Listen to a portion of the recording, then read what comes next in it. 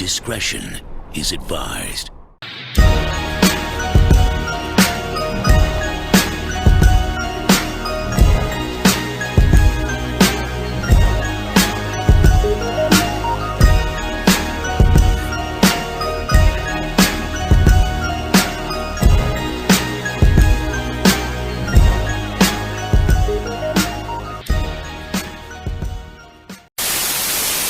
Last night, Mr. 7-9, Jeff Fisher, made clear what will be his unintended quarterback depth chart this year. Unintended, the key word. Case Keenum, yay, will be the team starter, a.k.a. Fisher's excuse to ownership as to why it's not my fault that we went 7-9. I got this guy as my quarterback. That, though, not the interesting part of this story. What is newsworthy?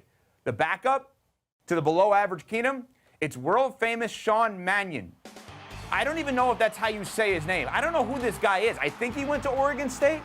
Didn't the Rams trade up to get the #1 pick in the draft? Jared Goff out of Cal. Isn't that what they did? He's now their third stringer. Are you kidding me? Remember, this is not the same situation as the Eagles. Eagles picked second in the draft. They traded up to get North Dakota State's Carson Wentz, who will be with a clipboard and a visor all year. Wentz went to a Division I AA school, a player who played lesser competition. And then he joined a team that had millions upon millions locked up into two veteran QBs, Sam Bradford and Chase Daniel. Howie Roseman, Eagles GM, Doug Peterson, Eagles coach, they drafted Wentz with the intention of him spending the entire season on the bench, learning and not playing. And he was told that from day one. There's no way that is what Les Snead, the Rams GM, who has better hair than he is a personnel guy, by the way, and Jeff Fisher, better mustache than coach, wanted for Goff. No way I believe them. They could tell me that all day. I will not believe that. I will believe that they were okay with the idea of him not starting day one. He could be a backup. Fine. Losing the backup job? Relegated to third string? No way that was in the cards. They are lying if they tell you otherwise. This is absolutely an indictment on the Rams regime, a regime that has been a colossal failure in St. Louis and now is about to go to L.A. and be one as well. Jeff Fisher's entering his 22nd season as a head coach. 22 years as an NFL head coach. You know how many winning seasons he's had? 6. That's it. 6 winning seasons. None of them with the Rams. And he's probably going to get a contract extension. He now has the #1 overall pick. Based on that record, you know what he's going to do? 7-9. That's it. The #1 overall pick, who's a third-string quarterback. He'll likely get a 23rd season and beyond, thanks to this new excuse. Hey, I need QB development. An excuse that was certainly not his plan at any point. Meanwhile, Alan, read between the lines. The Rams set Jared Goff up to fail. Good read or bad read? Well, I think it's a little bit of a good read. I mean, first of all, the Rams haven't been good for quarterbacks. Chip Kelly's been good for quarterbacks. Belichick's been good for quarterbacks. There are guys who have been good for quarterbacks. Bad O-lines. Jeff Fisher's a conservative play caller. They like to spend their money on the defensive side, and they seem to draft better on the defensive side. Then you throw in Hard Knocks, which, you know, could they have fought Hard Knocks?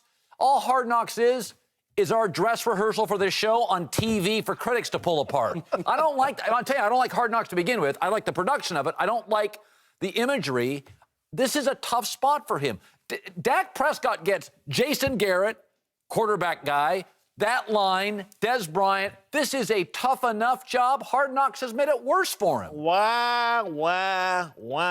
What about the guy named Jared Goff? How about blaming him? How about he's not very good? How about he looks like the second coming of Jamarcus Russell? Oh. How about he looks like the second coming of Jamarcus Russell? Oh. How about he looks like the second coming of Jamarcus Russell?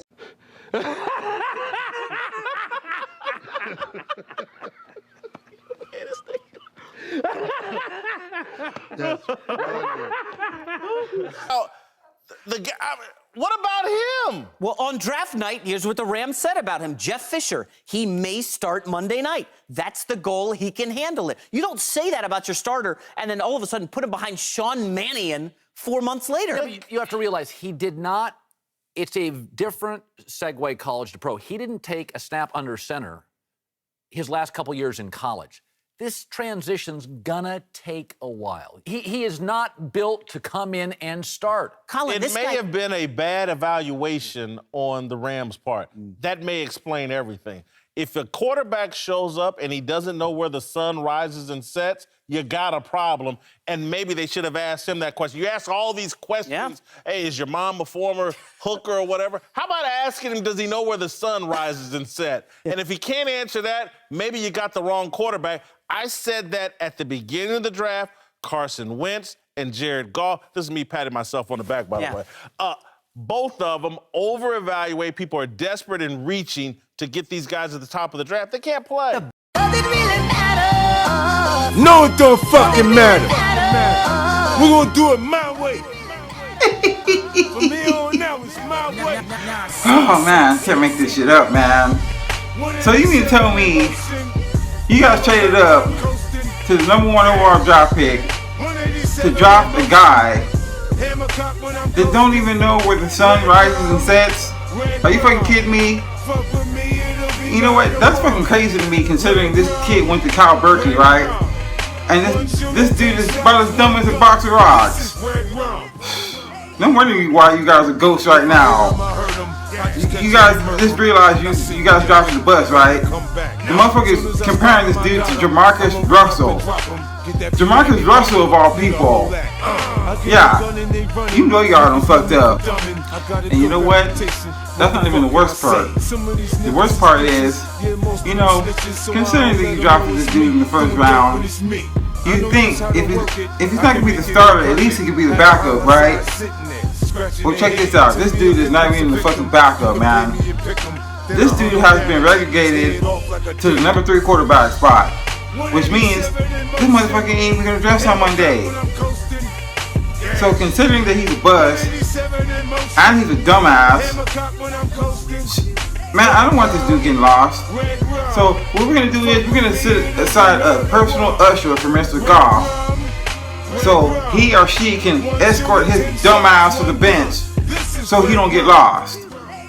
But yeah, all these fucking Brown fans, man, where the fuck y'all at, man? It's what, Thursday already? Where the fuck y'all at, man? Light bulb finally go off in the head? Then you guys ain't shit? You dropped the best quarterback? Your team is not as good as you think it's gonna be? But man, you guys moved to LA, right? You guys got a franchise quarterback though, right? You got Todd Gurley coming off Offensive Rookie of the Year, right? You guys should be jumping for joy. Seems like to me the tables would be turned, right? 49ers fans are the ones that should be ducking and hiding. Well, here we are. Where the fuck y'all at?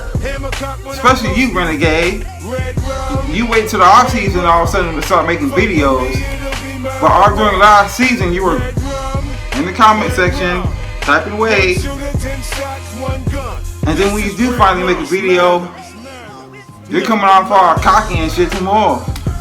I'm the new hottest thing in the TTC. I'm about to take over. Where you at, man? You're talking cow shit in the off season. But I know what it is though. No need to explain. You realize you done stuck your foot in your damn mouth by offering up a $1,000 bet with Vet, and now you've come to the realization, oh shit, my team gotta back me up. My trash talk is only good as my football team.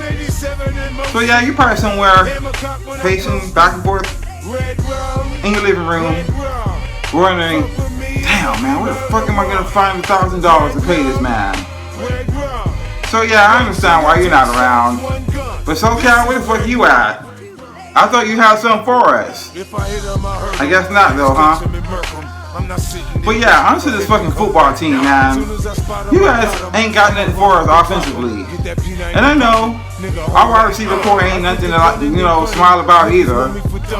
But in all honesty, I still think my receiver core is better than yours. I mean, you just paid this motherfucker Tavon Austin, who is a glorified special teams player at the least, because he ain't no damn wide receiver. You paid this motherfucker $42 million. For what? You know what you should have did with that money? Here, 1 second. I'll show you. Hammer cock when I'm coasting. Yeah. 187 in motion. Hammer cock when I'm coasting. Red rum, red rum. Fuck with me, it'll be murder one.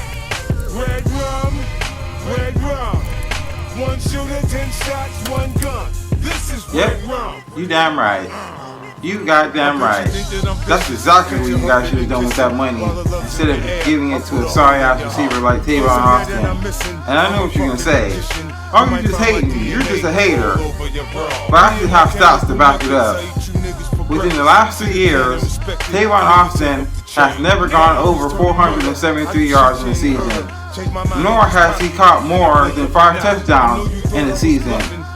You don't believe me? Check the stats. You tell God when you see him, I'll be happy to meet him. I went to service this evening. He forgives, not I. Yeah. So where do you spend your money, Les Snead? You big dummy. 187 in motion. Hammer cock when I'm coasting. Okay, key to the game. Coming out of the gate, we have to set the tone. And that means running the football with Carlos Hyde. Quarterback Blaine Gabbert, he's gonna have to lead us this game. He's gonna have to, keep our drives going. We can't afford any 3 and outs or anything like that because, us running that up-tempo offense is just gonna put more pressure on our defense, and eventually it's gonna wear out our defense. So we must get the ground game going. I think we have a stout enough offensive line to where we can get that going. And this Blaine Gabbert just has to, keep our drives going. No 3 and outs. Defense, dude, we gotta make them beat us with the pass. We cannot allow Todd Gurley to break up any big runs. We must slow him down. So we're gonna make Case Keenum beat us with his arm. And if we can do that and cause confusion with our D linemen and our outside linebackers, I predict we could get anywhere from 2 to 3 interceptions in this game. If we can do that, we'll come away with the victory because none of the receivers scare me. Their only offensive weapon is Todd Gurley. So that's it. That's all I got for keys to the game. It's your boy, Mr. P-Town 49. From P-Town, always to the Bay. 49 faithful all day. And I'm out. Peace. Repeat to the competition. What the fuck can I say? Some of these niggas is bitches. Yeah, most of them snitches. So I don't let them know it's me. Doing dirt when it's me. I know just how to work it. I can make it go perfect. Had the homicide sitting there, scratching their head. To me, a victim's a victim. You can pay me and pick him. Then I hunt him down and take his head off.